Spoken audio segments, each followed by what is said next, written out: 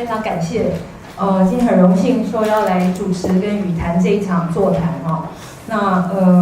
因为今天我觉得Parasite 能够用这个机会来到台湾，然后介绍他们的这个空间所策划过的数年的展览哈，我觉得是一个非常非常难得的机会。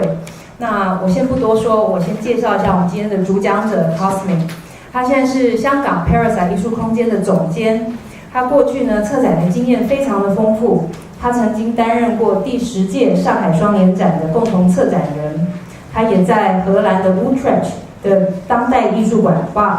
担任策展人，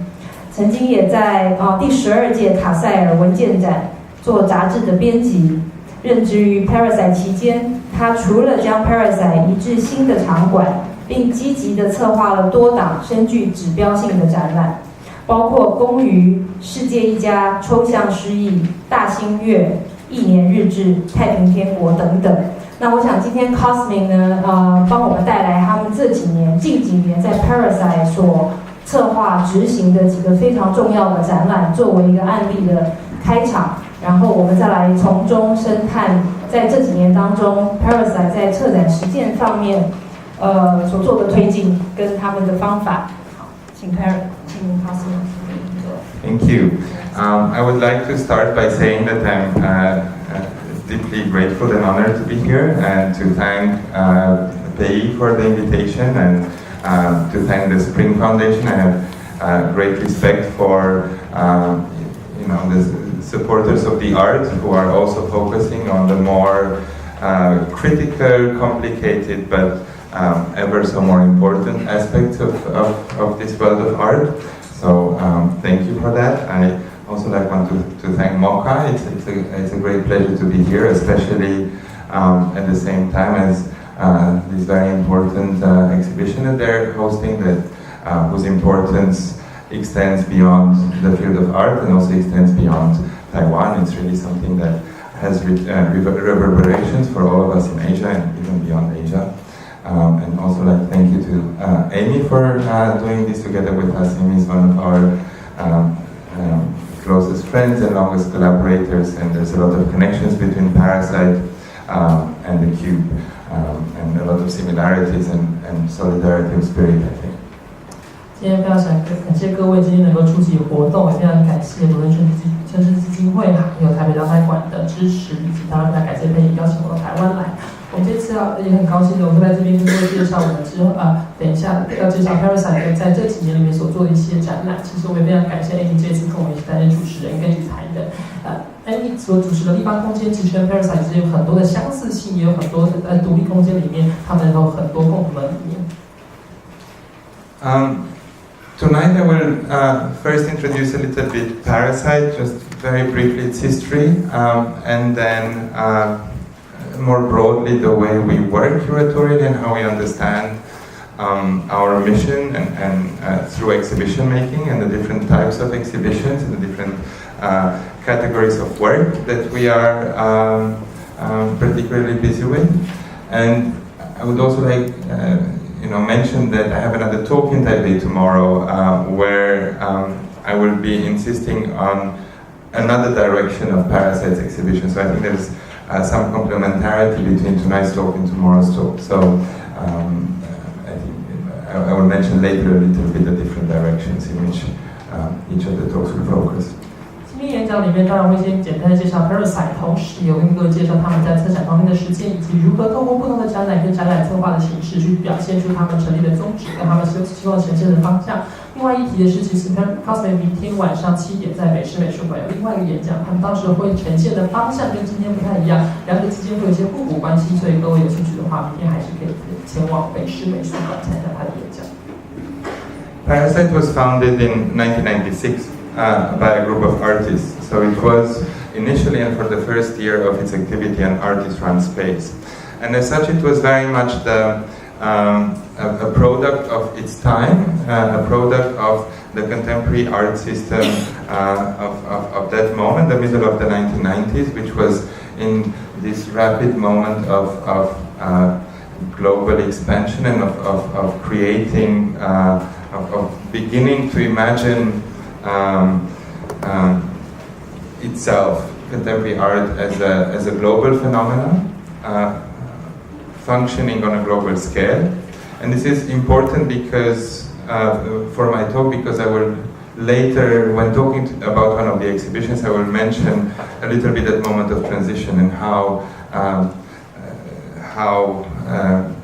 there has been like this major gap between the world before this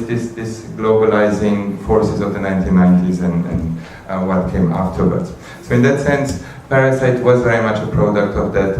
global moment in contemporary art. There are expressions in Taiwan of similar spaces at the same time. But there's also something specifically Hong Kong about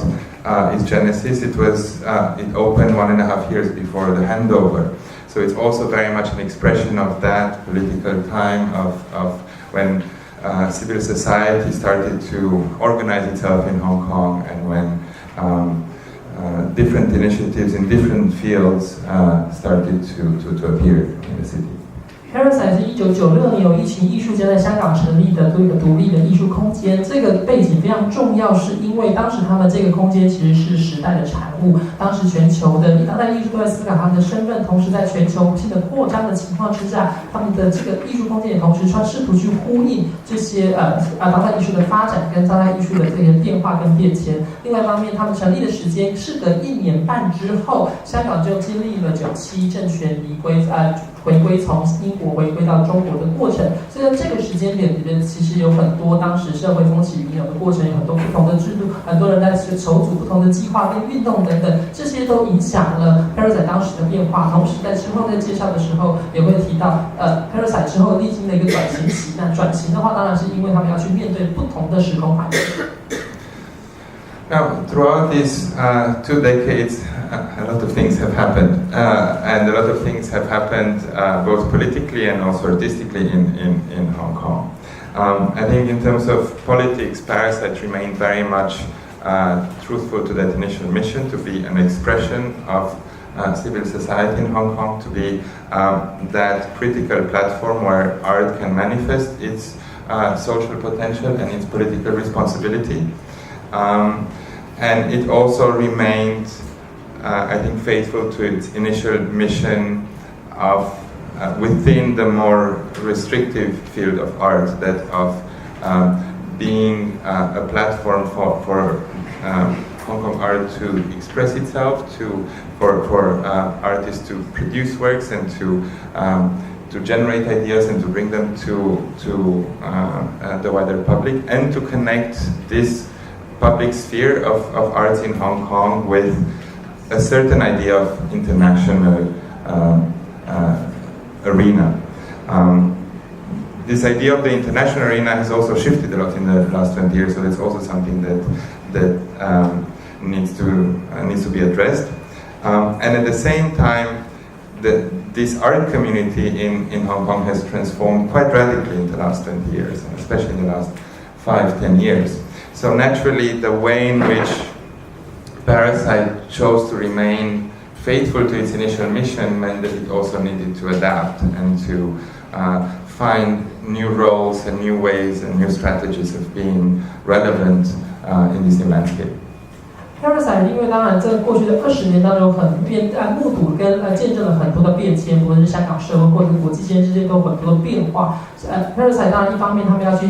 维持他们一贯成立以来的宗旨，他们希望透过这个空间这个场域能够去展现香港无论是他们的文化的潜力和社会的潜力，以及他们的政治责任等等，他们都认为可以透过艺术的方式去展现跟表达。另外一方面，如果纯粹就艺术的领域而言，他们也希望透过这个空间，让更多的香港的艺术可以在这边产制之后呈现出来，同时让香港的艺术一方面能够连接到社会，同时也连接到所谓的国际间。不过刚才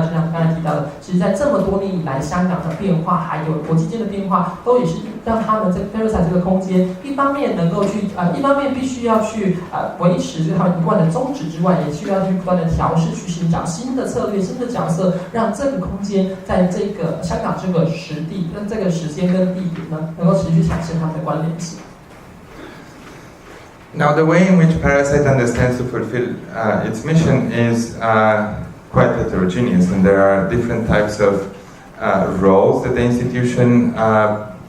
plays, and there's different types of activities and different types of programs that we do. There's different levels of educational programs, there's different types of direct connection to different communities in Hong Kong and abroad. But I will, in my talk,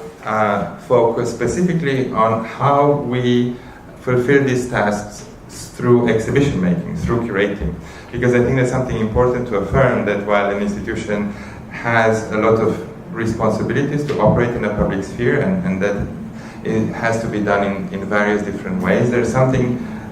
specific, there's a specific potential in this language that we have, that of exhibition making. There is an intellectual, an artistic, and a political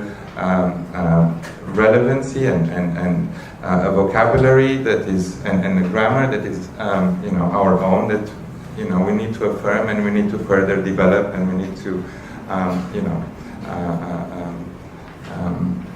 use, because this is, in a way, like the biggest strength that we have in this complicated political world. I mean, our institutions are otherwise very fragile, and I think the way in which we can really affect power, and the way in which we can really say those things that no other structure in society cannot do, or to do it better or more effectively, is through the means that are at our disposal. Art making and exhibition making, which are slightly different things. Parasite 这个艺术空间，它可以透过不同的方式、不同的计划、不同的这些的活动，去表现他们所要诉说的这些主题跟意向，还有他们的主旨。比如说，他们可能透过教育的计划，或可能透过展览。那今天主要锁定的是他们如何透过展览还有策展的方式来表达他们所要呈现的，不论是艺术的语汇，或者是政治，或者是文化的语汇。因为他们当然认为自己身为艺术空间，有很多在各种不同的环境里面。Parasite 当然要去运用他们的强项，也透过艺术的方式，透过展览的呈现的方式，去表达他们所要呈现的思维。而且在这样的环境，尤其在这么复杂的这个香港的政治社会的氛围跟情境之下，他们更应该要去相对于其他的社会的单位或者社会的结构，他们更应该要说出其他单位也许不能说、不敢说，或者是要比其他单位说得更好的地方。Now there are different types of exhibitions that we do at Parasite, and I'm going to do something that I actually hate doing, but it's still somehow like useful in order to make a point, and then to try to describe what are the different types of show, or like the different realms in which each of the show operates. And obviously this distinction are not perfect, and I think hopefully in those exhibitions that I will focus on tonight, it will be clear that they, overlap these different categories. But, here I go. So, there are some exhibitions where we are particularly interested in working very directly with artists, and to channel their work and their interests and their vision, and to support creation of their work and dissemination of their work. And in the same category, there are also exhibitions where we essentially try to do the same type of support with curators, sometimes with emerging curators, sometimes with curators who are actually already have a very original voice. Many of them are from the region, and we think that we can bring them in the platform of Parasite. So this would be like one broad category of exhibitions. The other one is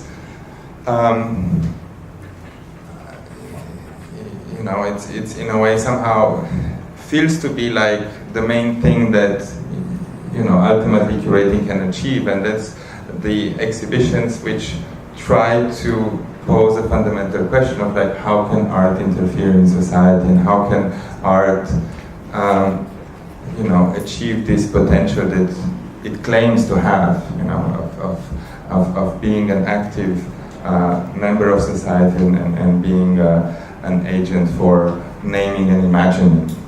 how I like to often call it.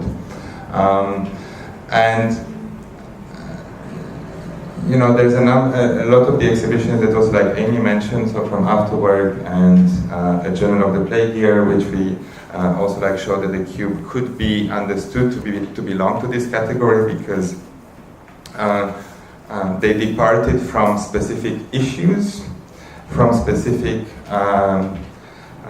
areas in society. A Journal of the Plague Year being a show that looked at the crisis of 2003 in Hong Kong and the SARS crisis and how that deeply affected the society in Hong Kong, and it affected many aspects of the relation between Hong Kong and mainland China, for example. And we looked at these connections, and we also placed it into a historical narrative. Or the other one, After Work, being a show that departed from the issue of migrant workers in Hong Kong, and then from that we started looking at issues of race and class in Hong Kong, but also essentially between East Asia and Southeast Asia, so along this axis. And this is basically the subject of my talk tomorrow. 他一开始要跟各位介绍的是 Parasite 其实好几种不同的展览，当然他其实不喜欢帮这些的展览分门别类，而且在我们今天到时候会介绍的这几个展览里面，其实都会看到有很多交叠跟类似跟这些重叠有交汇的层面，所以他们其实并不喜欢这样的分类。不过整体而言，大致来说，他们有几个主要的类别。第一个主要类别是透过直接跟艺术家或者是策展人合作或支持他们的方式，让他们能够去创作，有新的艺术作品能够去呈现，或者是跟例如说新锐的艺术的策展人，或者是这些比较已经有他们自己独到观点的策展人合作之后，去帮助他们进行各种不同的呈现。那另外一种当然是透过这些跟策展人的合作之后，就可以透过展览呢去叩问一个非常重要的问题。到底艺术要如何介入社会？艺术要如何去发挥他们既有这些的潜力或影响力，进而去影响社会的脉动跟社会的发展等等。所以他们非常希望能够透过这个方式去呈现出他们不同的面向跟不同的议题。比如说我们刚才在一开始 Amy 提到的有两个展览，一个是公余，一个是1年日志。这两个展览其实都是针对特定的议题跟主题之后作为发想，进而去发展出一整个展览。比如说1年日志强调的是在2003年的时候的 SARS 风暴，当时这个 SARS 风暴一方面撼动了整个香港社会，同时也影响了香港社会跟中国之间的关系。这个是他们这个展览所呈现出来的主题，跟他们所关心的面向。另外一个展览叫做公余，这个展览主要在强调跟关心的是移工的问题。在移工的问题连接到之后，就会关心的是东亚跟东南亚之间两地之间的变化跟彼此之间的牵动关系。Now the third category of exhibitions, and this is the one that I will speak about tonight, is apparently more self-referential than the previous one, and it's particularly looking at how can exhibition making, how can curating contribute to writing art history. What is the artistographical potential of exhibition making? And again, this might sound as affecting a narrower area of interest than the previous shows, but I think it's an equally important part of the instruments that we have to activate to understand, ultimately the role of art, the way art then goes on to historicize itself, the different power dynamics that are involved in writing art history, and understanding how fighting those structures of power and affecting them are, tools that can be then used in a broader context. 刚才提到这个第二个面向，就是透过这个展览去呈现第二个特定的主题跟议题，也是明天的演讲中会提到的这些主要的重点。那第三种不同的展览呢，则是他们希望透过展览或者是策展的方式去思考如何书写艺术史。这个主题或许比较小众或者比较冷门，但他觉得这个主题还是非常的重要。我们希望透过这种方式，透过这些的展览或者策展的方式之后，书写了艺术史之后，一方面是思考艺术到底在社会里面或者在这个过程里面的角色跟定位是什么，同时也可以透过这些方式之后去对抗或者试图去撼动这些的权力结构。So I will talk about 3 exhibitions today, and I will focus on some more than on the others, and I think also as I will go through them, I will also talk about the different, obviously curatorial strategies behind each show, but also a little bit more about institutional strategies as well, because they will also reflect different changes that have occurred with PARA in these last few years. And the first obvious change is the change in venue. So the first exhibition that I'm going to talk about took place in the older venue of PARA, which is significantly smaller than the current one. And it's also a shop window in Hong Kong on ground floor in an old building, which also comes with a lot of issues,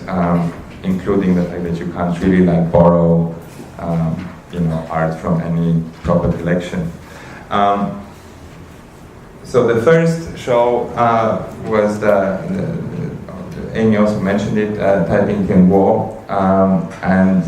it looked at 4 artists, who I'm sure you all know, who are very different artists in terms of their practice, in terms of their position in art history, and in terms of the kind of art historical narratives, or even categories of the contemporary art in which they're considered. And they're also all ethnically Chinese, but having a different version of this umbrella identity. The main common point that they had was that they all lived and interacted with each other in the 1980s in New York.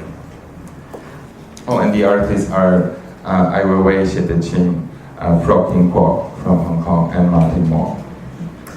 今天要跟各位介绍的这个第一个展览，其实也会跟 Parasite 之前的旧空间有关系。我们刚才提到的是，在这个过程当中，其实我们今天要介绍的是他们的策展策略，还有他们的机构策略。那机构策略有一些变化，一方面是因为他们在过去几年里面有一些 Parasite 本身有些不同的变化，其中的变化是他们迁移了位置，他们从之前的场馆到现在的场馆，之前的这个位置呢比较小，它是一个基本上就是个商店的橱窗，然后商店空间，然后空间比较小，所以在这个地方呢也会有一些不同的局限跟限制。那今天要介绍的第一个展览，就是当时在这个旧的空间里面所举办的展览，叫做太平天国。太平天国里面主要介绍的是，或者是关注的是4位艺术家，包括了艾未未、谢德庆、郭孟浩跟黄马蹄。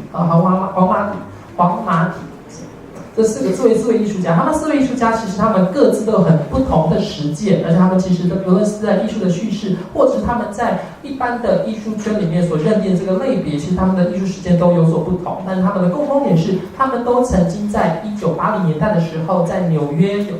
住在纽约一段时间，其实彼此有很多的交集。另外一方面，他们其实虽然他们是在都有所谓的华人的这个架构底下，他们其实彼此之间有很大的不同。Now, why did we make this exhibition, and what were we interested in? And the obvious and the common motivation behind making exhibitions to showcase the work of an artist was actually one of the things that we were the least interested in. It was also one of the things that we were we would have been quite poorly equipped to actually be doing, and it would have also probably not been, it would have been quite removed from our mission. I think this was in 2013, so Ai Weiwei was already shown in many other places. There was definitely a political virtue in making a statement with his name at the time, but that was about it. There was somewhat an importance behind showing Xie Deqing in Hong Kong at the time. He hadn't been shown before, but it would have been much more important for his work to be presented in ways that were completely inaccessible for Parasite at the time, and it would still be actually difficult. And there's the same with Martin Wong and Frog King Kuo. But what we actually had, and a lot of the big museums that would otherwise be able to do much more comprehensive monographs on this artist, is we had, I think, the flexibility and the credential to look not so much at the work of each of these artists, but the connection between them. The mere association of these individuals based on their biography and based on the common space that they shared and and the informal economy in which they were invested is something that is rarely a premise in museum exhibitions or even academic studies. 这个展览之所以特别是值得一提的是，因为他们在策展策略上面有很多的思考。因为当然我们当然知道，在那个时候2013年的时候，这展览是2013年的时候举办的。当然2013年的时候，艾薇薇其实已经是个非常巨大的政治符号，或者他们有很多指导性的言论等等，所以呈现他在国际上已经非常的知名的。另外一方面，另外一个重点是谢德庆其实当时的作品从来没有在香港展出，而且其实他们有很多不同的作品，如果由大的美术馆来做呈现的话，可能会涵盖的更全面、更加的广泛。那在这种情况之下，到底 PARA 作为一个独立的艺术空间，要如何去呈现这4位艺术家，然后要去找出一些不同之处的话，就在于他们去寻找了这4位艺术家彼此之间的关联性。这关联性一方面是他们的生平之间的关联性，还有他们同时处在同一个时空，也是刚才提到，同时处在纽约的这个空间里面所产生的互动的关联性。So what we were actually interested in was first their individual biographies and how that particular moment of the 1980s in New York affected their biography. Secondly, how they interacted with each other and how they provided crucial support for essentially living and working as artists, something that is very often under-recognized, the kind of economy and the reality behind great biographies and work. Then we also were interested in how each of them negotiated their Chineseness and how that negotiation changed when they interacted with each other and when they interacted with the background of New York of that period. We were interested in that particular thing that they had in common, the fact that here you had these artists of roughly the same generation, although not really, and that's important, but artists who each decided at the end of the 70s and early 80s to move to New York to make it as artists. When talking to all of the artists who are still alive among these 4 and reading Martin Mon's writing, they all had the same narrative of they were yearning to move to New York, which was then capital of the art world in many ways, to make it as artists. And it's a very interesting assertion because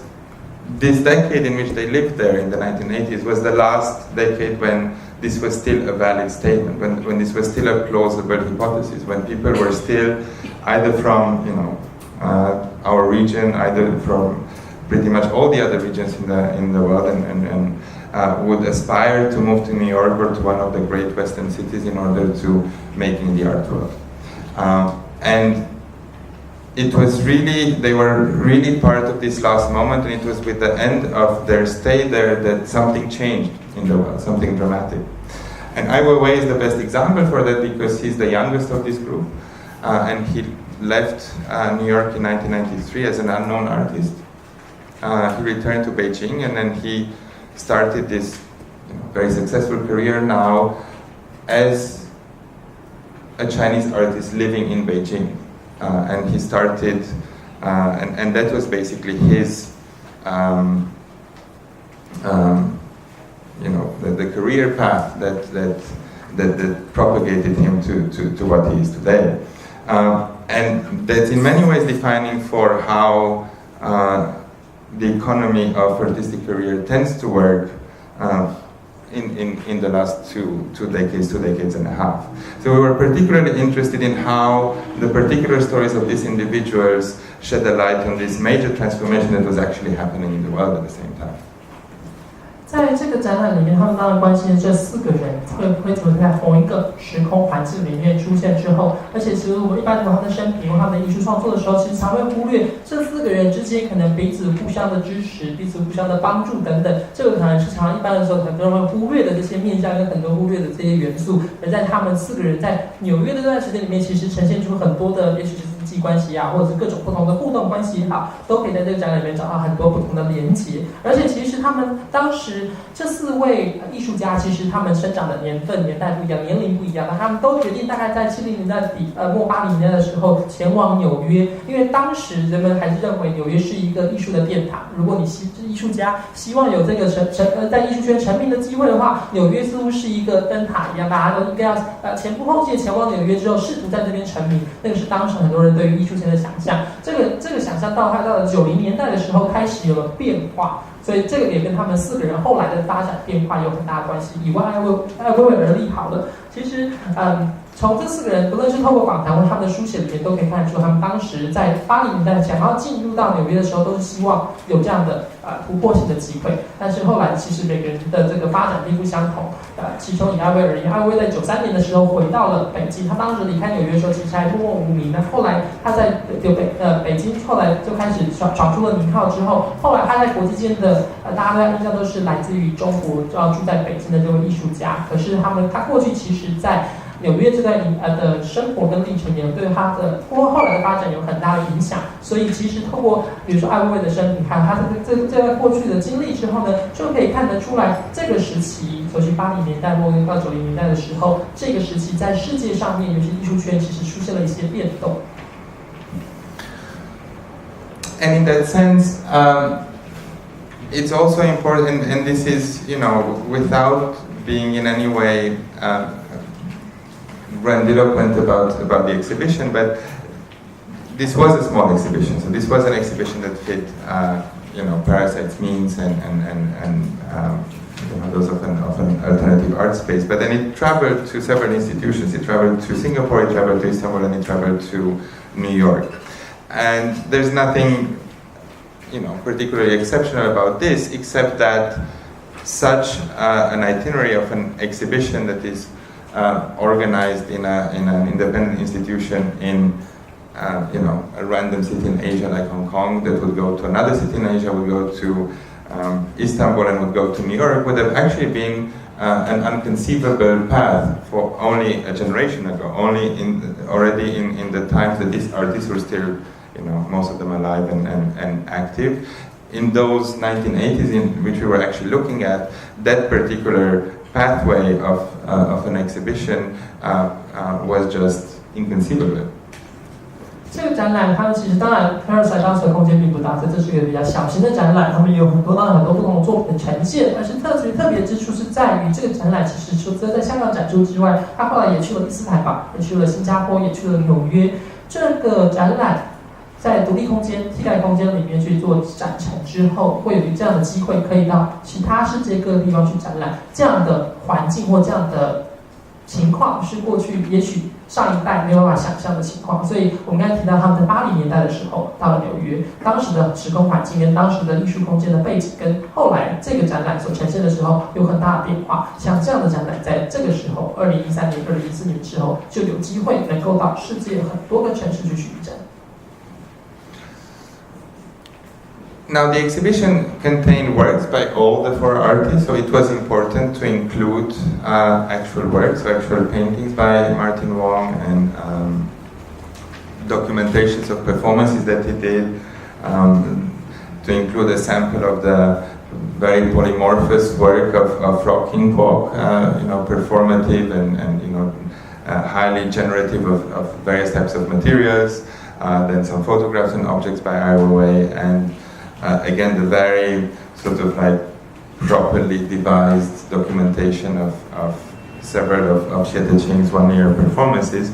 But we also included a lot of documents, images, and stories related to their common experiences. And I will mention just a few. I think this is probably there are different anecdotes, but I think they're ultimately what the exhibition was primarily relying upon, and what ultimately built the story. We were very much interested in how each of them arrived to New York, and how, even if they were driven by the same motivation, but they arrived in different ways, and these different ways also reveals the different statuses that they had, being holders of different passports. Xie Deching, as probably many of you know, arrived illegally in New York. He basically got himself employed on a ship with the purpose of getting to New York, and then he just jumped ship. And in the first years, he was actually like very poor, and he worked in several Chinese restaurants, most of them with the help of Frocking Kwok, who arrived in New York in a very different circumstances. As a British passport holder, he actually visited before, so he was coming in and out. He also was illegal for a period of time because he didn't renew his visa, but again, as a British passport holder, that was a much more privileged position to be in. Martin Wong was, of course, an American citizen, so moving to New York was, didn't have any legal implications, although in a way there was more of a personal detachment from the kind of Californian background, the Chinatown, the quite conservative Chinatown background from which he was hailing, and I think probably typical of many diasporic people, he was the most obsessed with his own Chineseness, having actually been born an American. And Ai Weiwei arrived as a legal student, and then he overstayed his visa. 在这个展览里面，当然我们有呈现这4位艺术家不同的作品，实际的作品，不论是看到这些有行为艺术的表演，或者透过一些不同的记录之后，有不同的这些展陈，当然也包括了我们如何去呈现谢德庆老师在1年表演里面，透过不同的装置，透过不同的这些的途径去呈现他的1年表演里面的这些作品。那除此之外，他们的这个展览里面也做了很多，也有很多不同的文件，很多不同的记录，跟很多不同的故事等等，去呈现出这4位艺术家他们的共同体验或共同空间。而且他们其实另外关心的是，这4个人通常都虽然都有同样的动机前往纽约，但他们前往纽约或者抵达纽约的方式跟情境跟环境大各不相同。谢德庆老师来自台湾，他当时为了要以非法入境的方式跳船进入到纽约之后，他是有1年时间过得非常的贫穷，所以这个是谢德庆老师的故事。但是另外一方面，比如所以他当时其实接受了很多，在那1年当中接受了很多来自郭孟浩老师他们的资助跟的帮助。那郭孟浩老师其实他的情况也不太一样，他虽然是来自香港，但他拿的是英国护照，他以前就去过纽约。他虽然后来曾经预期居留过一段时间，可是因为他拿的是英国护照，所以情况跟谢德庆老师当然有很大的不同。另外一点是，黄妈咪其实是来自于旧金山，所以他本来就是美国公民。所以他要从旧金山到纽约没有任何的法律上面的疑虑或者是身份上的疑虑，而且他来自是比较传统保守的唐人街。在这样的情况下，很多的华侨或者旅外的华侨其实都会对自己的华人的背景、华人的身份特别感兴趣，他也特别关心自己，比如说来的中国的背景等等。那另外一个是安徽，一开始的话其实是一个留学生的身份到了纽约，当然后来他有一段时间就是有那个预期居留的情况，不过他当初一进到美国的时候是以合法的留学生的身份进入到纽约，所以这4个人他们来自4个不同的地方，而且他们进入到纽约的背景跟他们的情境都大不相同。Then we looked at the different employment situations they had and the way in which they all interacted with each other in the different jobs that they had, and then also the way in which they actually supported each other in making and presenting work.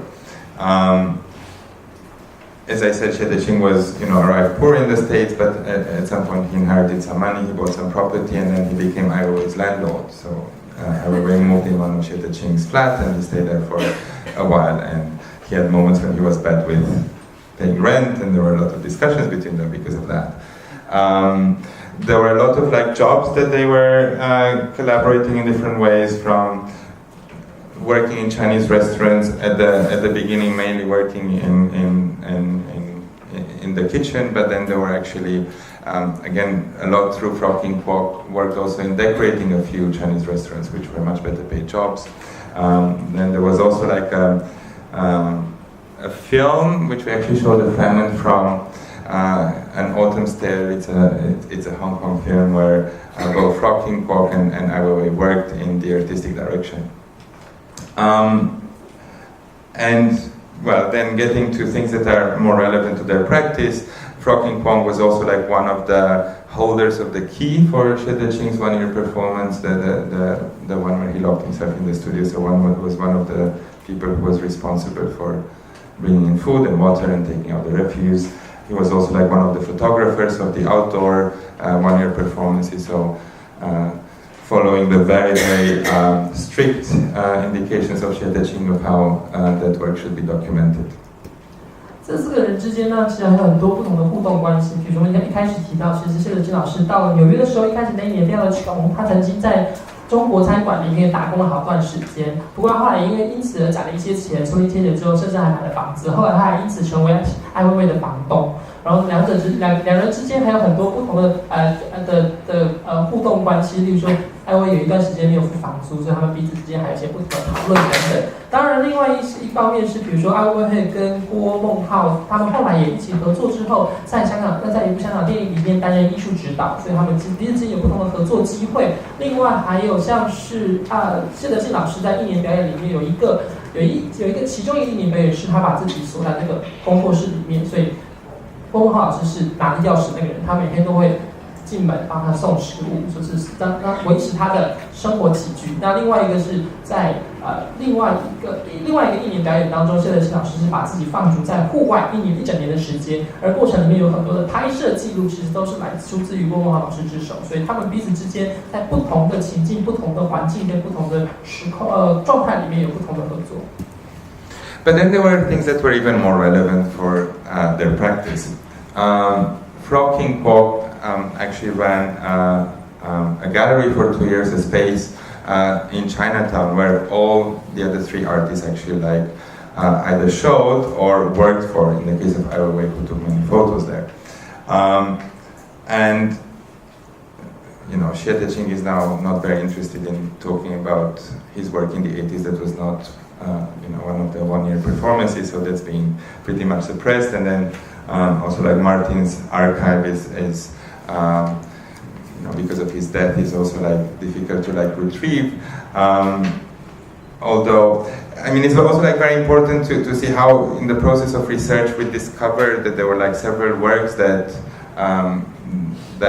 some of them we unearthed, some of them we just realized that they exist, but it was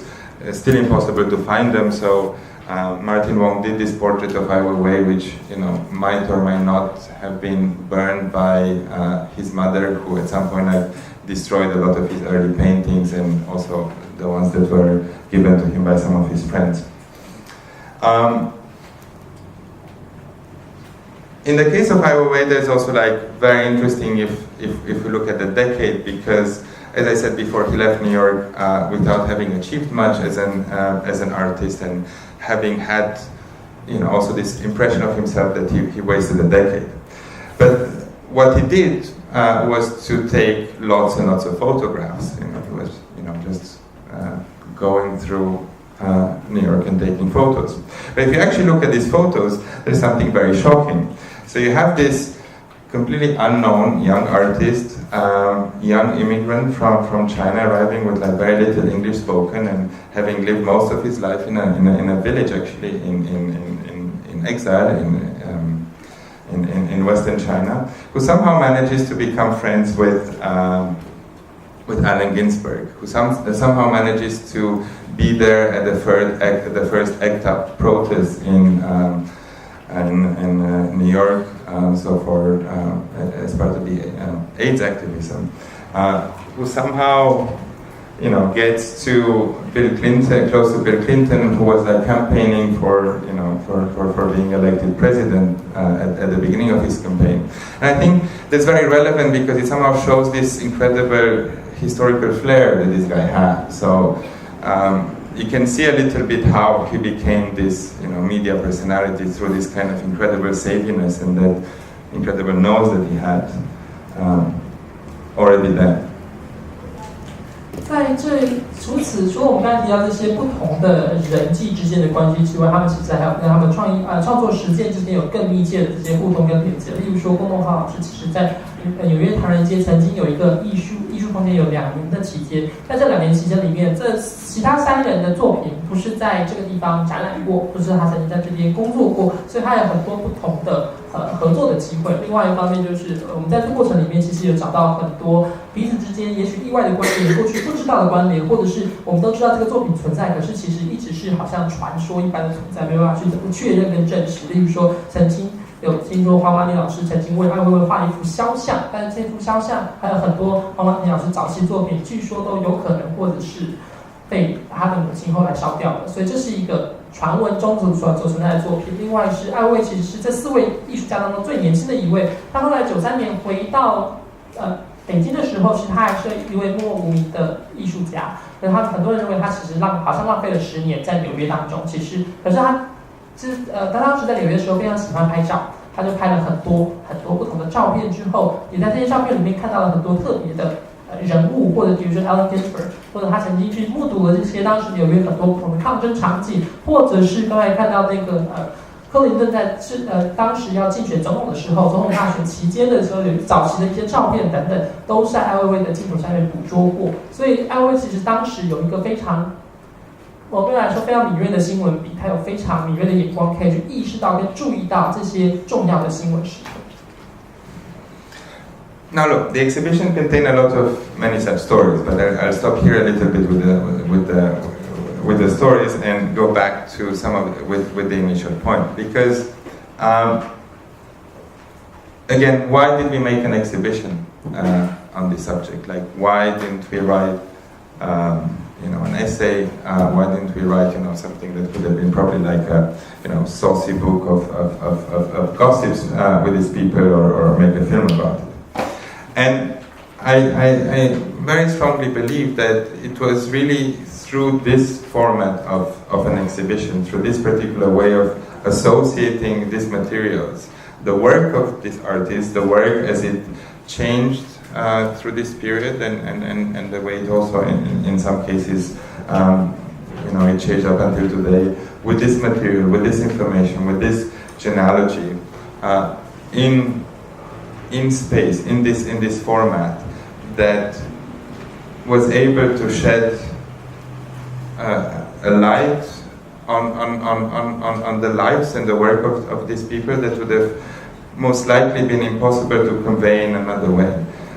There are, I think, a lot of these direct experiences that are not being conveyed by me now, sitting in front of you and telling you all these funny stories about these artists in the 80s. And I think that's really a little bit the crucial aspect of this story. And when we discuss about the potential of exhibition making and about curating, is that particular ability that exhibition making has in naming things differently and imagining things differently that other means of organizing knowledge don't have. And it's a longer discussion of how does that happen? What is it about it? There's definitely something about grammar, at the end of the day, and it's in any in the other forms of organizing knowledge, there are conjunctions and there are verbs that organize relations between facts and images and items. And an exhibition has a very different grammar at its disposal. Things that are next to each other in spaces do not have to, are not being explained through the conjunctions that one has in speech. They're not linked with the regular cause and effect relation that we organize in different fields, in other fields of knowledge. 当然，他们4人之间的故事还有很多。不过，我们今天讨论的重点是这个展览的呈现，为什么要有这么多的故事，有这么多的关联性？为什么不透过书写的方式，或者是透过比如说电影、影片的方式、录像的方式，而是要透过展览的方式来呈现的？因为 COSMIN 他们当时认为，其实透过这个展览的方式之后，它可以在空间里面去展现不同的艺术品，而且去寻求在这个空间里面彼此之间有不同的关系。我们刚才提到的是，其实艺术展览他们有展览里面还有他们自己的潜力，他们有自己适用的语汇等等。有很多时候，我们在这个彼此之间，不同的物件、不同的装置、不同的作品之间，要去寻求它们的关联性。这关联性有时候它是连接词，有时候它是动词，所以这是不同的展览，不同的方式的话，比如说透过展览，它们所能够呈现的关系，就跟我们平常使用语言在这边坐在这边跟各位说故事的方式会有很大的不同。而且比如说在这个空间里面，这个空间其实它是具有特殊的文法的，而且在这样的情况之下，这些不同的展品或展陈，他们也许没有透过言说，或者没有透过直接的连结告诉你他们之间的关联性，可是大家可以透过空间的陈列跟空间的展现，去呈现出他们彼此之间那些微妙的关系。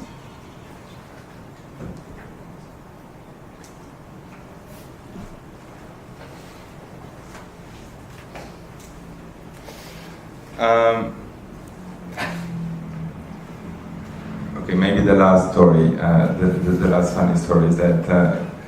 Martin Wong had different fetishes, and one of them was for the firemen in New York. So he actually got at some point a restraining order from the fire department of New York, so not to get anywhere close to firemen in New York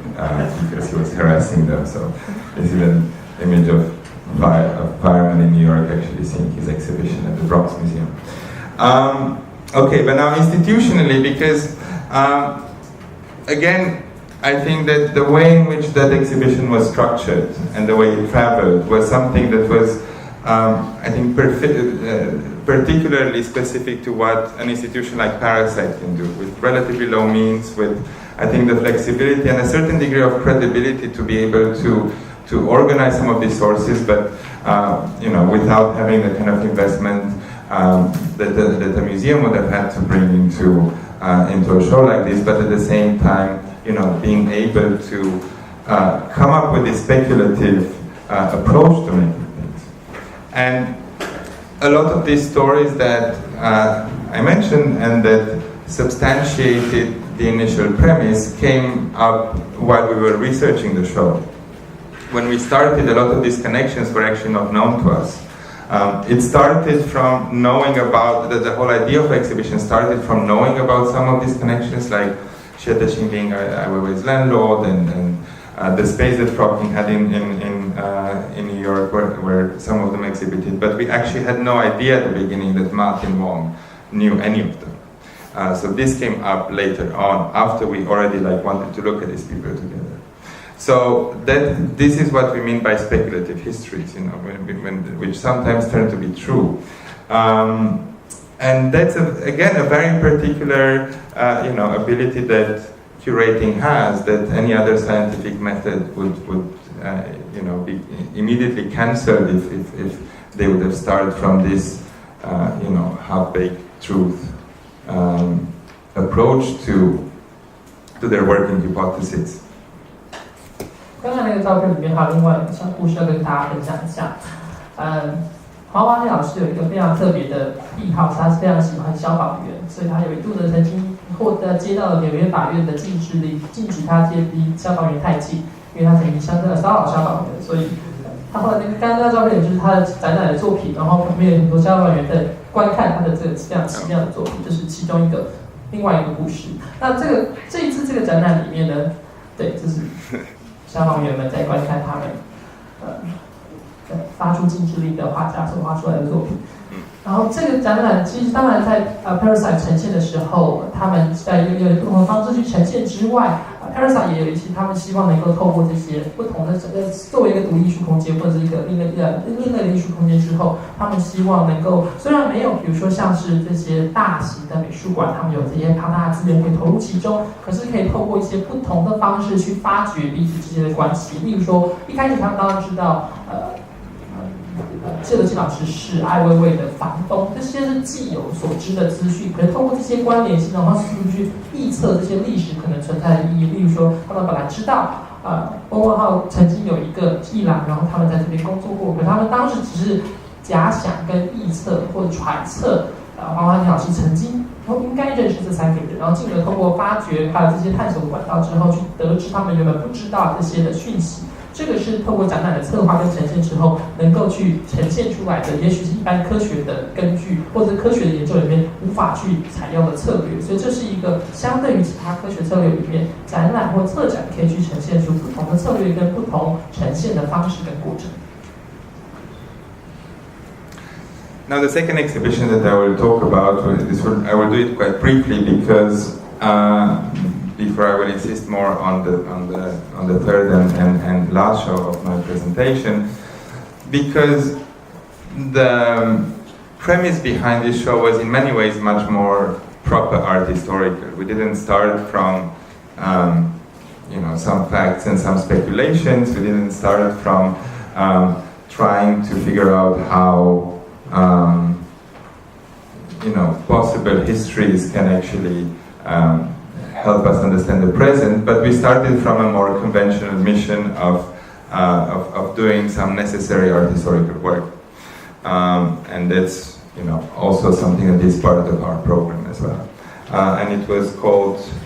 Great Crescent: Art and Agitation in the 1960s in Japan, Korea, and Taiwan. 接下来介绍这个展览，只是非常简单的跟各位说明一下，这个展览所采取的是比较传统式的、跟艺术史比较接近的这种研究策略。他们并不像前一个展览里面使用的是半史实，然后半臆测的方式去开展这个策展的思维跟研究。这个展览呢，基本上就是希望透过这个艺术的这个艺术史的这种传统的书写方式之后，去关心一个特定的主题。那这个展览的名字叫做《大新月：60年代的艺术与激荡》，它主要关心的是日本、南韩跟台湾这3个地方在当时所呈现出来的情况。And the premise of this exhibition was quite simple. We wanted to look at, in a comparative fashion, in association, at what was happening in an alternative, in a critical, in a both artistically and political dissident milieus in these 3 countries in that crucial decade. And of course, these 3 countries had several things in common. Maybe the most consequential, well, both of them were consequential, but one of them was obviously the reason belonging to the same Japanese empire, and the second one was being the 3 main US allied territories in Asia. The name Great Crescent is actually taken from a term that was popular for quite a short period of time in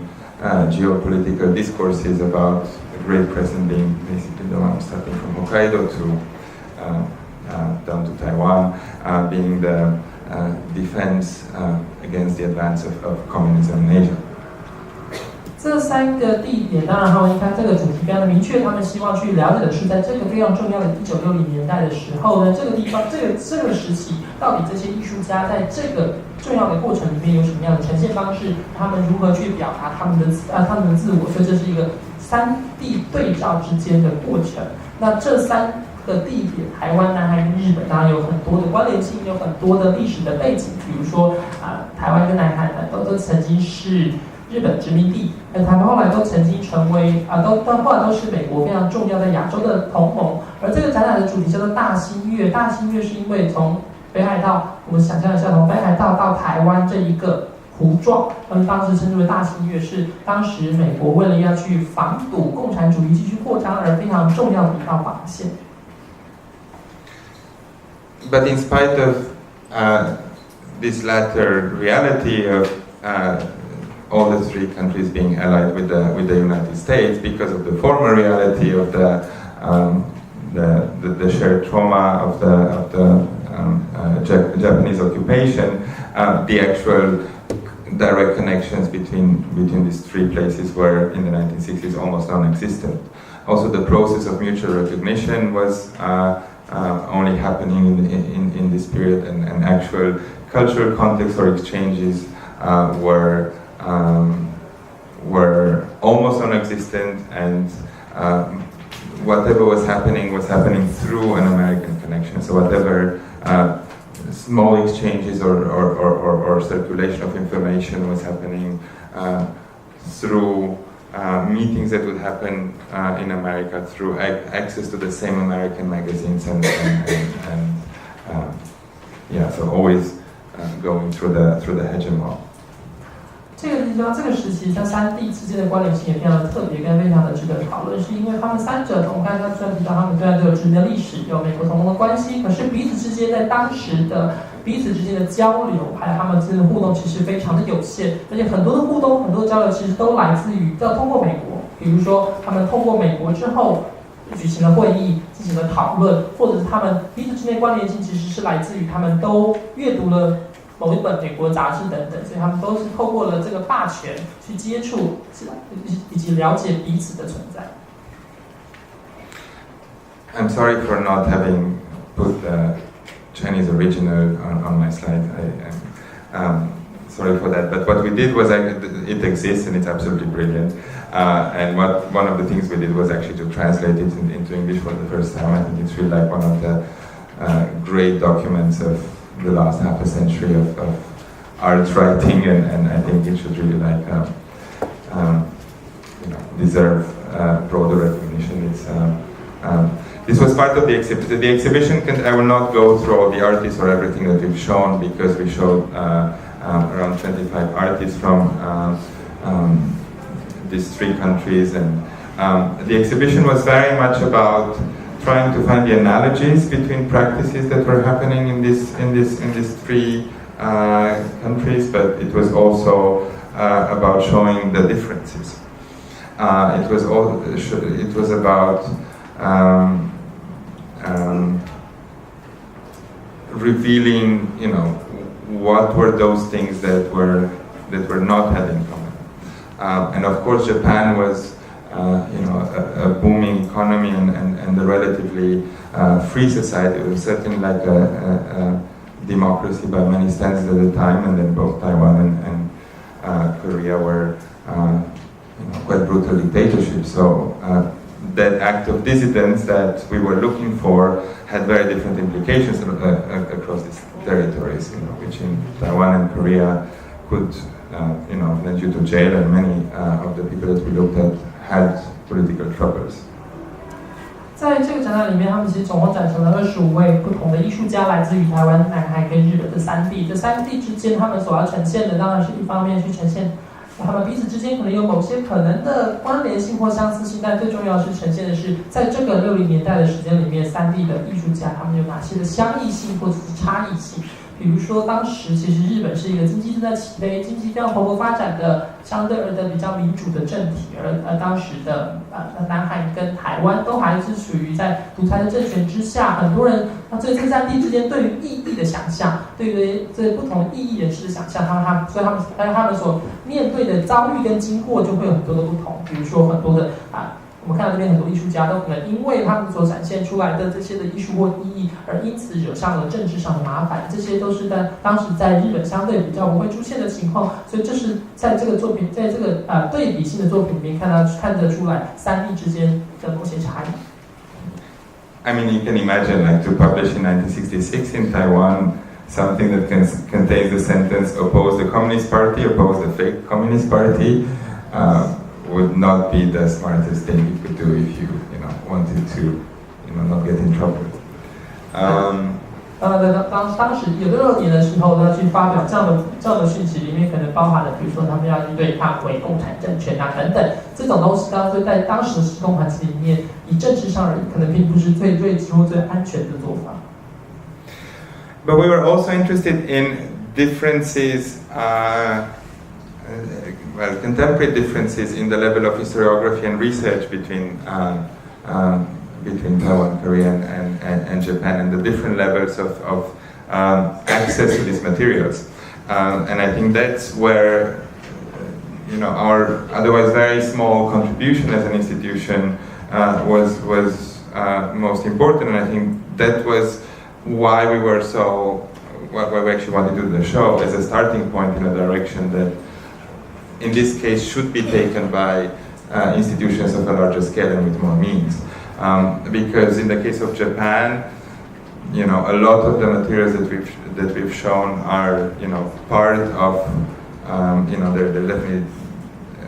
part of international canons of art history. They're almost part of what would be like a Western canon of art history in many ways. although it's still surprising the number of materials that are not yet translated from Japanese, but nevertheless the position of this artist is very much part of hegemonic narratives of art history. In the case of Korea, that's not the case. Most of these things are not yet published or shown outside of Korea, but they're relatively well researched within Korea, and there's actually like quite a lot of work being done to unearth these practices. And I have to say that Taiwan was actually like the least researched, and a lot of these practices were, a lot of these materials we were actually like obtained directly from the artists through primary research. I mean, I guess this great document was never translated to English before, so in this case was much more about revealing these differences and trying to bring this again modest contribution towards art historical work that is necessary, and it would also like have different types of consequences, because if it's done in this comparativistic way, looking at more than one territory, it would also like shift a lot of like the political paradigms about what is the space of art and what is the territory that art affects. 这三个地方我们刚才提到，当然这个展览是希望去呈现它的差异性。同时的话，如果说这个展览以 PARA 这个空间来说，去呈现这个展览的话，对于艺术史而言有一个微小的贡献的话，这些东西在过去其实获得的研究都相对较少。比如说在这个展览里面有很多可能是在日本非常知名的权威性的艺术界人物所撰写的文章，或者这些的文献等等，其实都没有之前不曾翻译成英文，所以很多在其他国家的也许无缘得知这些内容。韩国也是一样，所以他们的这些的当时的内容，其实在韩国其实获得了不少的研究跟不少的这个分析，可是其他国家人可能没有办法看到，或者是刚才看到在台湾的这篇文章可能从来没有翻译成英文过，所以这些地方在三者，尤其是三者当中，台湾其实是研究最少的层面，所以他们希望透过这样的呈现之后，尤其透过对比的方式，而不是单一国家的去分析的时候，可以看得出来彼此之间差异性会更加的显著，而且也帮助了在艺术史方面这个领域跟这个时期，还有在这三个地点之间的研究。The exhibition also had traveled to the Moriarty Museum in Tokyo and then to the Museum of Contemporary Art of Mexico City. But because the time is running out quite fast, and I would like to insist a little bit more on the third exhibition, which was again a little bit less proper than the previous one, and there was also something quite speculative in the association of the artists that we worked with. Now, taken from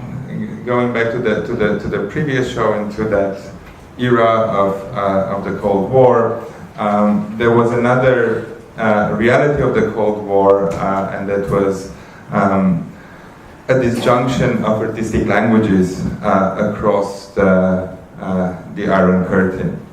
and especially in the 1950s and the 1960s, the privileged language of art on the American side of the Iron Curtain was abstraction. 刚才的展览后来曾经在东京的森美术馆还有墨西哥展出过。那因为时间有限的关系，我们今天就直接进入到第三个展览。第三个展览又跟刚才第二个展览不一样，同样是有一些异色的成分存在，因为他们在关心的是冷战时期。第二个展览跟第三个展览都跟冷战时期有关系，不过这个展览呢，在呈现的是在当时铁幕以外，美国所主流的这些的画风是以抽象画为主，所以这个时候在不同的世界地区，他们都有跟抽象画有关的发展存在。Of course, there's a long discussion of like why abstraction, and that wasn't, primarily the interest of the exhibition. Of course, if we look at the language that was prevalent on the other side of the Iron Curtain, which was generally socialist realism, then obviously something in the in abstraction's power to obscure realities can present itself as an interesting hypothesis of like why abstraction was the preferred language of the American power. But what we were interested in is how that moment of international abstraction, that international language as well, that was prevalent like on the entire capitalist side of the world, interacted with a different form of abstraction that found its origin in East Asian traditions of ink and calligraphy. 在这个时期，冷战的题目里面呢是以写实化为主，而在美国这个地方是以抽象化为主。很多人都在想讨论的是为什么当时会有这样的对比，有些人觉得是抽象的权利啊，在不同的结构去呈现出来的不同关系等等，所以以至于在资本主义的这一侧呢，然后当时大多数是以抽象化为主。那另外一点是在这个过程里面，其实有很多新的不同的叙事也在不断里面发生，而且也会有很多新的情境在这个地方逐渐的浮现之后，尤其在这个展览里面，他们去关心的是抽象化跟传统中国水墨画之间的互动跟连接。So we look at 3 artists. Well, on the list there are 4 names, but one of them, Bruce Nauman, was present with a different kind of work, and I'll mention it later, had a different position in the exhibition, but we looked at 3 other artists who related themselves to this tradition of Asian ink and calligraphy in very different ways. And again, they also have different positions in art historical narratives. They occupy different hierarchies and different narratives. And again, as with the previous 2 other shows, that was one of the crucial premises of our work with the show.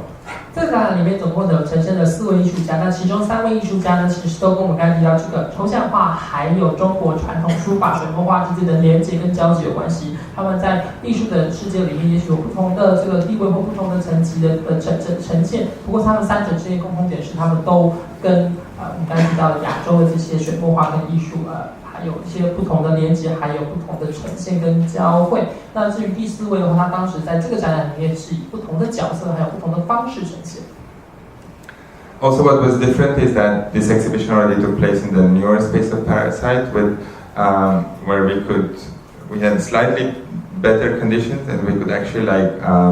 borrow original works by all these artists. So we actually played a lot with the aesthetics of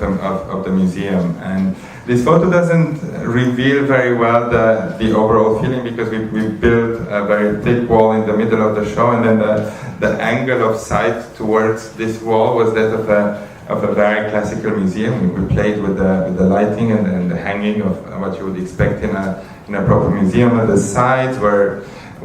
covered by a timeline of documents, so there was this sort of double perspective of the show. Now, just to mention a little bit the artists. Robert Motherwell, who I guess many of you know, is definitely the hegemonic figure in this story. He's one of the leading figures of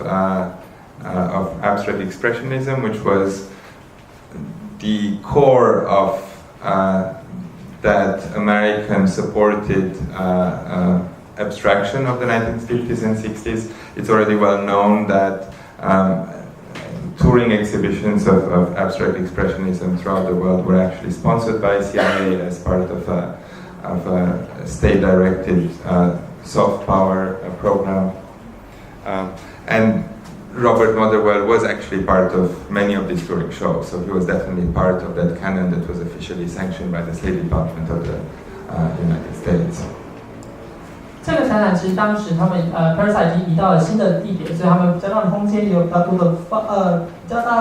这个回旋的这个弹性，可以去呈现出他们希望去展现跟一般传统美术馆不一样的情况。比如说在这个画面里面，也许看不太到，可他们其实透过了旁边的这个设计跟旁边这些的隔间之后，试图去呈现出不同于一般美术馆或者是展陈的方式，或者是光影打灯的方式等等。另外，刚才看的画面里面的另外一侧呢，则是用时间轴的方式去呈现这些3位艺术家当时的关系关联性。第一位艺术家叫做 Robert Motherwell， 他其实是在美国的抽象表现主义里面非常重要的一位艺术家。很多的时候，当时美国也会把他展览到世界各地去巡展，尤其他们很多展览是中央情报局所赞助的。他们希望能够去透过这种方式，以软实力的行径去展现出美国的影响力，所以他是当时在美国的所谓抽象表现主义里面非常重要的一位画家跟人物。Nevertheless, he was a more complex figure than that, to his defense. He was probably the most intellectual of that bunch of abstract expressionist painters, many of them being, quite macho and rather ignorant figures, but he was actually like quite a knowledgeable figure. He was also did a lot of very interesting writing. And he had quite an interesting and genuine interest in East Asian painting traditions. If you read some of his writings, there's a bit of an unavoidable Orientalism of that period, which I guess in some ways is unavoidable, but I think it's definitely much more than that. And there's like a genuine applied study on principles of representation and the different aesthetic and intellectual histories of this genre that he engaged with. 当然，它其实并不只是作为美国这种权力的这种传承或这些表现的方式而已。它其实，在相对于其他的抽象表现主义的画家而言，它其实非常的有深度。它有很多的思考跟思维，有很多的书写。很多书写里面看得出，它其实对于亚洲的这些传统的艺术形式、书法或者是水墨画形式非常感兴趣。所以它其实当然一部分而言也受到当时的东方主义影响，可是它本身的话，其实的确对于亚洲的这些艺术形式有相当程度的兴趣跟认识跟了解。And the most famous of the series in which he used this East Asian-inspired visual representation language is a series called An Elegy to the Spanish Republic. It's a series that he started very early in his career, so soon after the defeat of the Spanish Republic, that was during the Spanish Civil War of the 1930s, where the Spanish Republic that was defended by progressive forces was eventually overrun by the fascist rebellion of Francisco Franco. And Robert Motherwell continued this series until his death in the early 90s, very long after the Civil War has ended, and very long after even the death of Franco, who died roughly at the same time as Chiang Kai-shek, and Spain had a sort of like an overlapping history of transition. But it's interesting how he continued this theme as if fascism is a reality that never ends. 这个系列是叫做西班牙挽歌，是他非常早期的作品。这个作品里面就融入了很多亚洲，可能是水墨画或者是书法的元素在里面。而且他对于这个系列其实非常的执着跟非常的热衷。这个系列西班牙挽歌在描述的是当时1930年在西班牙内战的时候，共和政权在对抗这个反叛的法西斯的法兰克将军所的军事的这个军事将领所领导这个独裁政权，最后共和政权被法西斯政权给击溃之后呢，西班牙进入了很长一段时间的独裁时期。不过这位艺术家 Motherwell 其实后来一直到1990年代早期过世的时候，都还一直延续着这个时期。所以，即便是后来西班牙法西斯政权终结了，当地的社会跟政治环境有很大的变迁，他还是一直用这种风格去描述说，这种法西斯政权跟法西斯思想其实并从来没有终结过。And the Spanish Civil War is very important for this exhibition because this is how the title and one of the organizing principles of the exhibition was born. And the world is our home, that's the title of the exhibition, and this was a slogan originally in Chinese on a poster that was circulating in the 1930s across China to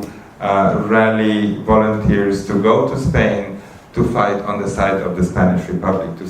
fight on the side of progressive forces in the Spanish Civil War. Around 200 volunteers from China did join what were known as the International Brigades, fighting in Spain. The International Brigades were a very important political and intellectual rallying point in the 1930s. It was a particular manifestation of internationalism at the time. Perversely put, it's a little bit a mirror to what's happening now in Syria, where volunteers from all over the world go to fight for one cause or another, and that place of many projections was Spain in the 1930s. And we were particularly interested by this phrase that was used to motivate Chinese volunteers that the world is our home, which was premised on a very particular understanding of internationalism and of solidarity. 这一个西班牙内战的背景之所以这个展览非常重要，其实也影响到了，也是这个展览之所以是这个名称的原因。这个展览的名称叫做"世界一家"。世界一家这个口号，其实当时在中国有一张海报在四处散发，希望能够招募中国的志愿者，他们到西班牙去帮助共和政权打内战，然后参与西班牙内战。所以这是一个非常重要，对于当时国际主义还有这些国际各界的人士前往西班牙去帮助所谓进步政权打内战的一个非常重要的宣传的口号，所以这也是我们这次为什么使用这个展览使用这个名称标题"世界一家"作为展览主题的原因。而当时是非常强调国际主义的时候，各方世界各地都会有人志愿加入到西班牙内战当中，就好像我们对比现在今天叙利亚政权叙利亚内战的时候，也有很多人来到从世界各地前进到叙利亚之后，为了某一方而征战，或者是为了某一方而对抗。所以这个标题某部分人也非常呈现出了当时国际主义的思维跟这种团结的精神。And this internationalism was interesting for us to explore how that was negotiated both aesthetically and politically in the work of these artists in that post-war moment. So I'm going to speak a little bit about the two other artists. So in the image, the person on the right is Tomio Take, and she was born in Japan, actually, at the beginning of I forgot the year. Well, she lived for 104 years, so she covered pretty much the entire 20th century. And she arrived to Brazil in the 1930s, where she became one of the leading voices of Brazilian modernism from the 50s and especially like the 60s onwards. There are a few things that are important to mention. Brazil does have the largest Japanese community outside of Japan. But the vast majority of Japanese Brazilians are descendants of one wave of migration of 1908, when, based on a treaty between Brazil and Japan, there was this, as part of Japan's process of modernization, they basically expelled a number of poor peasants to Brazil. So that was the deal. Tomio Take is not a descendant of this group, so that was she came by herself to visit her brother, and then she was a very independent woman who decided to stay in Brazil, especially as the war between Japan and China started.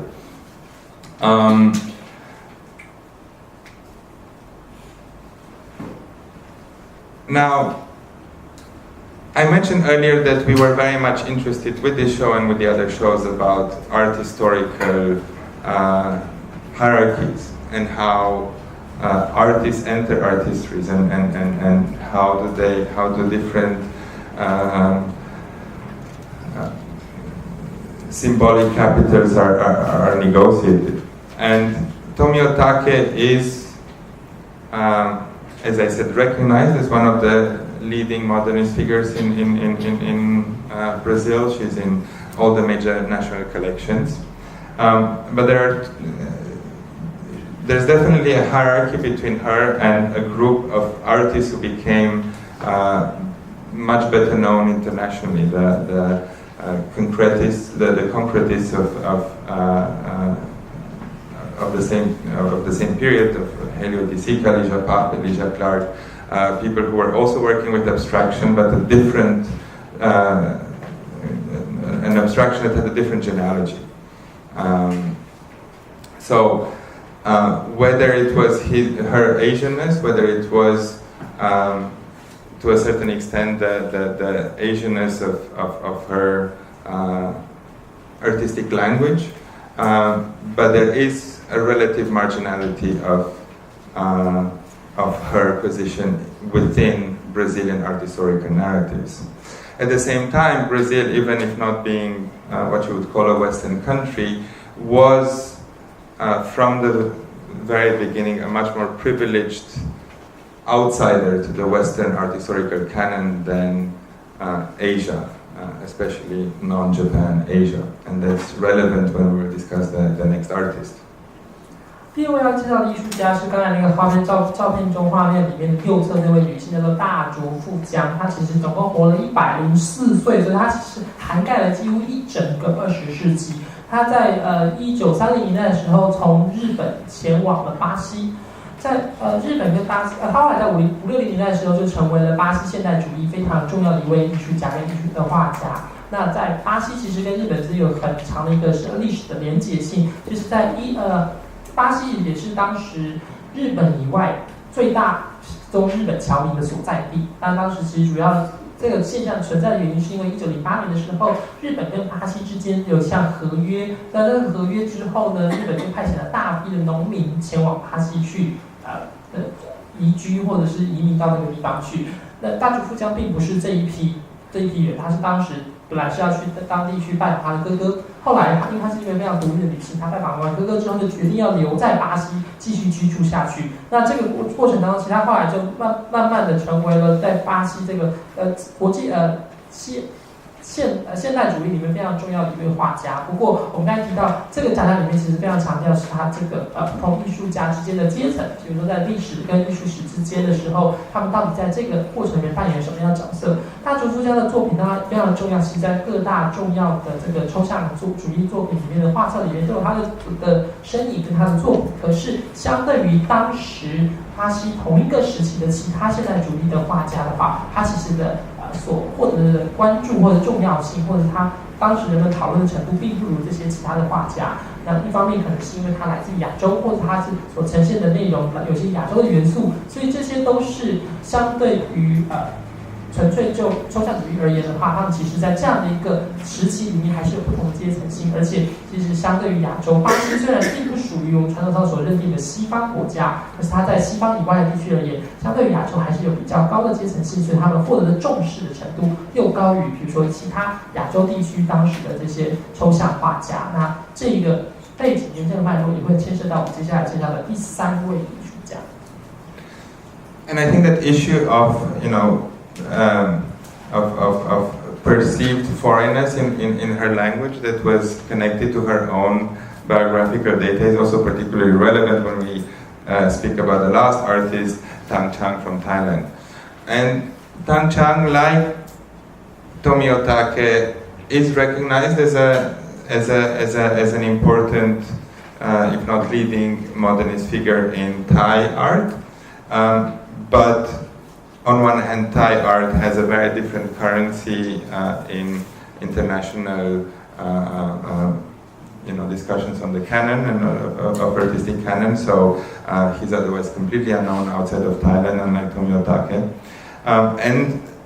secondly, his own degree of marginalization within Thailand is more pronounced, and that's also very much connected to his own Chinese origins. Now,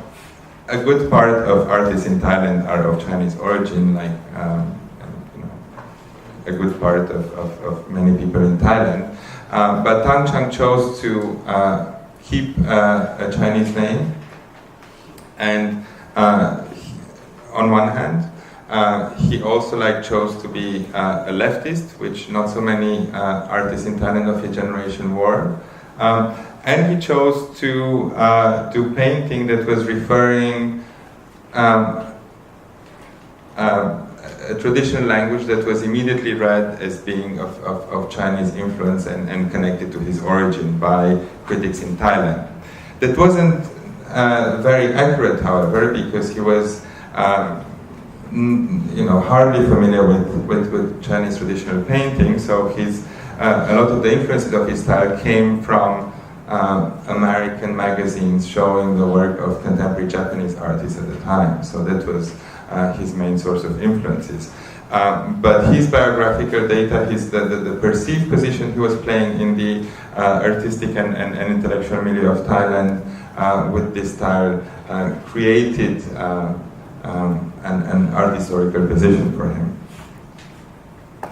第三位艺术家是来自泰国的陈壮。那陈壮这位艺术家也非常，就像刚刚我们提到这位大竹富江的这艺术家一样，他都位处在这个当时的国际艺术圈里面的边缘。当然，他一方面他还在抽象画的领域里面非常的重要，可是他当时在泰国以外的地区，其实都很少人会熟悉或知道。而且另外一方面是我们刚才提到，他并不是西方的艺术家，所以他们本来就已经是属于艺术圈的边缘了。再加上陈壮，他就属于边缘中的边缘，因为他决定在泰国这个地方维持他原本的中文的名字，而且他跟相对于同辈的艺术家而言，他就是选择倾向于左派。那在同辈里面又是另外一个少数，这种情况下，他就是边缘的边缘。很多人都会认定，很多泰国的艺术的艺评都认为他的很多作品受到了中国艺术的影响，可是对他而言，其实这是一个非常相对人不公平的这种说法，因为他绝大多数的影响其实是来自于阅读美国杂志上面有关于日本的艺术的这些的创作，所以他的影响或者他受到的影响其实是来自于日本，而且来自于美国杂志，他反而对于中国的艺术并没有这么熟悉，所以不过在这些中文艺术里面，他就变成了在这一个所谓的这个抽象画这个阶层里面的另外一个边缘式的人物。Another parallel part of his practice, besides his abstract paintings, were these thousands of drawings that have been called concrete poetry, which are plays with either Thai characters or Chinese characters that create different types of images. And many of them, well, these are mainly cute animals, but many of them have very strong political messages, and there's things from bombs to direct references to the student uprisings in Thailand of the 1970s, the massacres by the army of those uprisings. So he used this means to take a very firm political stance at the time. 这个是陈壮的另外一系列作品，他使用的是不是泰国的文字或中国的文字等等，他们是称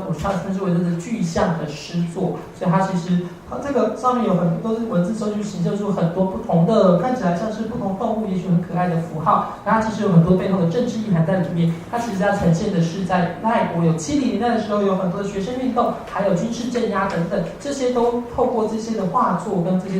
的符号去呈现在他的作品。So we were very interested in this connection between the subversiveness of the message of the artist and the subversive nature or the perceived subversive nature of the language employed. And in this case, that happened because of the national associations with a particular language, and then using a perceived Chinese language in nationalistic military-run Thailand of the 1970s or even of now was in itself or contributed as well to building this subversive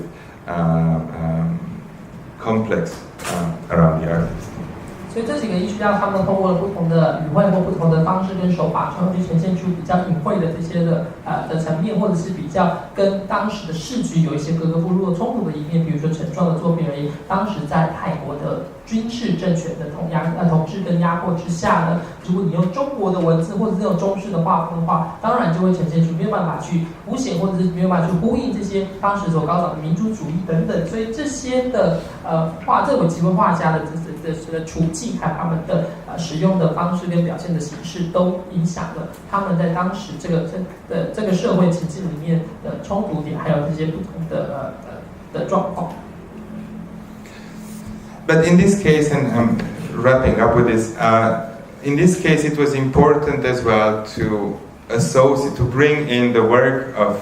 these three artists and to show it together, and then to show it in something that reproduces the conventions of a museum,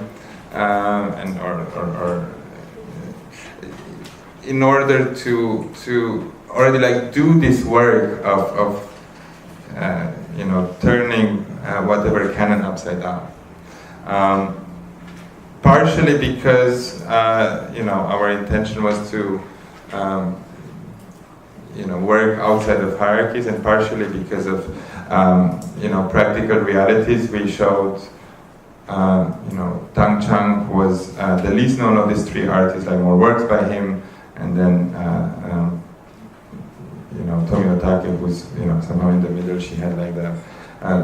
mid-sized quantity of works, and from Robert Motherwell we only showed like 4 small pieces, which was also like the only thing we could get. These were the works that were in Hong Kong. I mean, it would have been impossible for us to pay shipment and insurance for Robert Motherwell's, which are gigantic. So we were only able to cover like a short car ride from a collection in Hong Kong. 在这样的呈现里面，所以我们特别希望能够去呈现出这3位艺术家在同个时期里面有不同的艺术的地位跟艺术的阶层。我们刚才看到有那个Robert Motherwell， 还有大竹富江以及陈壮可能是这3个人当中最默默无名的一位，所以他的呈现方式，还有他所在的处境也跟另外2者有些差异。而大竹富江所在的位置，他们也是就可能比他在艺术界的那个传统的制度里面是稍高一些，因为他在巴西的这个